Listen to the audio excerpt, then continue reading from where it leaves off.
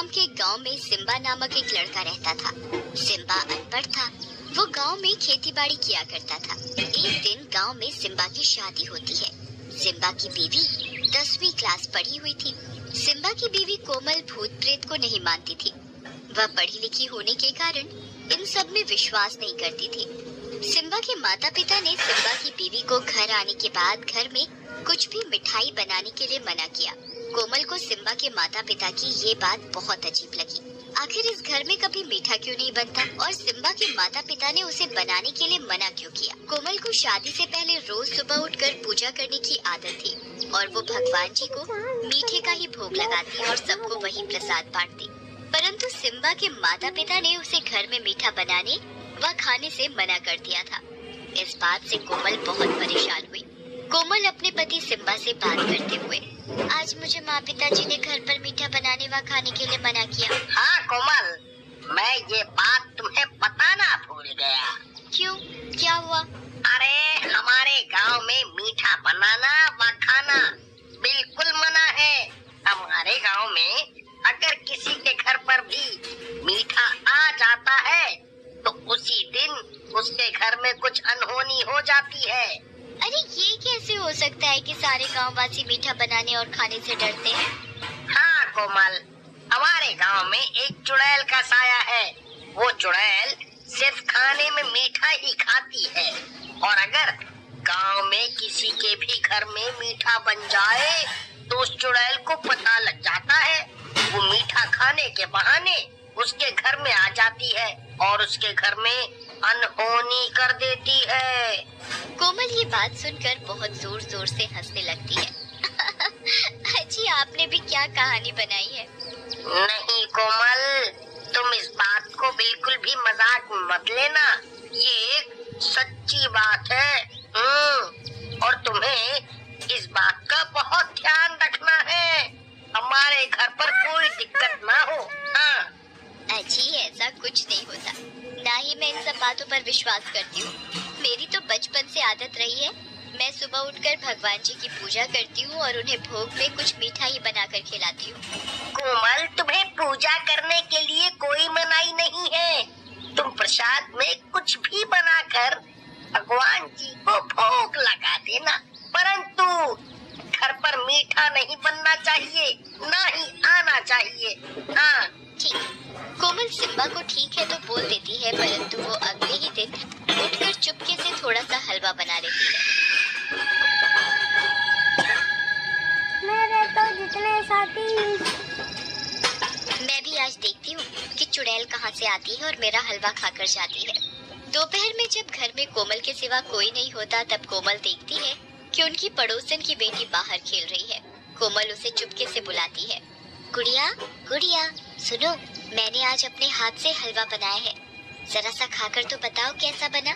नहीं आंटी, ये मैं नहीं खा सकती।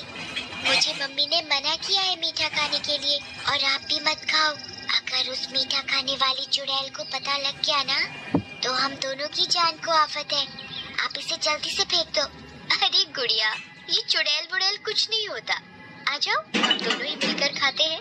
कोमल की बात सुनकर गुड़िया को भी खाने का लालच आ जाता है। ठीक है आंटी, पर आप ये बात मम्मी को मत बताना। अरे तुम इस बात की चिंता मत करो, मैं किसी को कुछ नहीं बताऊंगी। गुड़िया कोमल का बनाया हलवा खाई रही होती है, तभी चुड़ैल को मीठे की खुशबू आ जाती है।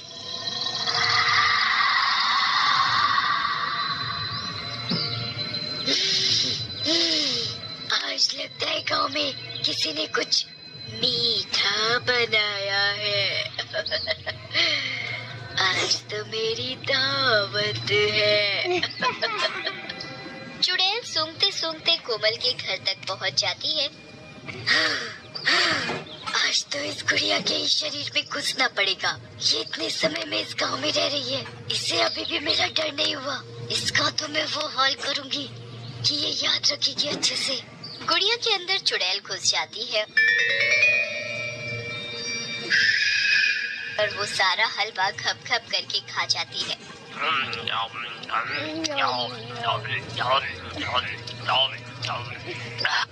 हलवा खाकर गुड़िया अपने घर चली जाती है।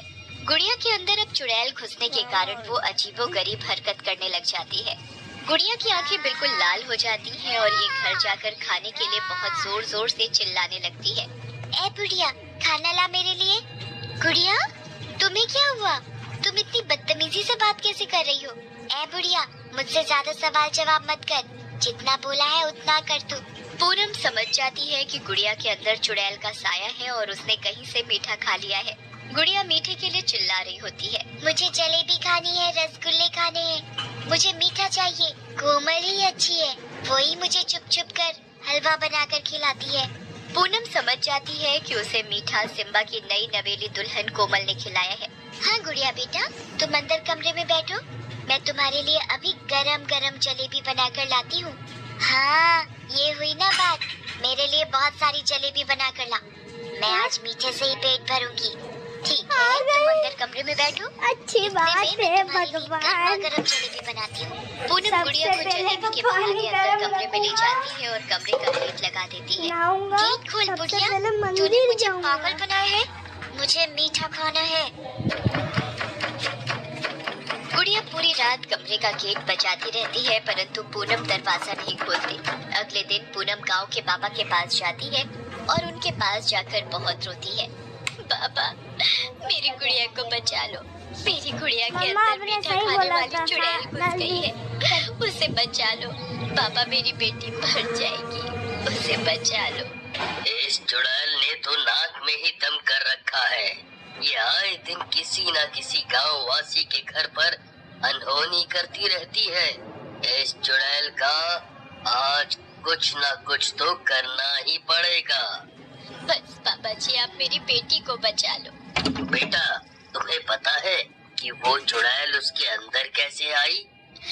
जी बाबा जी, वो हमारे पड़ोस में सिम्बा की नई नवेली दुल्हन आई है, उसने हलवा बनाकर मेरी गुड़िया को खिला दिया है। उसके ही चक्कर में मेरी गुड़िया के शरीर में चुड़ैल ने प्रवेश कर लिया है। कोई बात नहीं बिटिया, तुम फिक्र मत करो, मैं समझ गया अब इस चुड़ैल के साथ क्या करना है। जी बाबा, बताइए। मैं तुम्हें ये गंगा जल दे रहा हूँ, तुम ऐसा करना, आज घर जाकर कुछ मीठा ही बनाना और मीठा बनाते हुए उसके अंदर ये गंगा जल डाल देना और साथ ही वही प्रसाद तुम अपने घर के मंदिर में हनुमान जी को भोग लगाना और उसके बाद तुम वही मीठा प्रसाद के रूप में अपनी बेटी गुड़िया को दे देना। जी बाबा, मैं ऐसा ही करूँगी।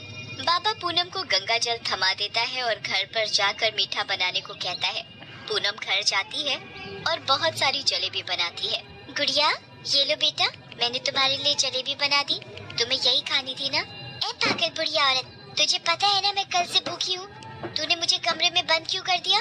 तुझे तो मैं अच्छे से बताऊंगी, रुक जा, मैं पहले जलेबी खा लूं, फिर देखती हूँ तुझे। चुड़ैल घप घप करके सारी जलेबी खाने लगती है।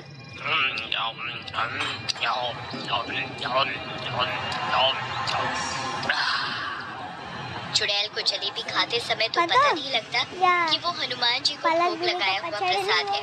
चुड़ैल बिना किसी झिझक के सारी जलेबी खाने में लगी होती है। जैसे ही चुड़ैल जलेबी का आखिरी टुकड़ा खा रही होती है, तभी उसका शरीर जलने लग जाता है।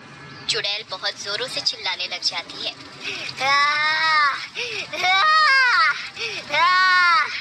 पागल औरत, तूने इसमें क्या मिलाया है? ये मेरे शरीर को क्या हुआ है? ये जल कैसे रहा है? तुझे बहुत शौक था ना मीठा खाने का, अब खा तू जी भर के। अरे ये मेरा शरीर कैसे जल रहा है? मुझे क्या हुआ?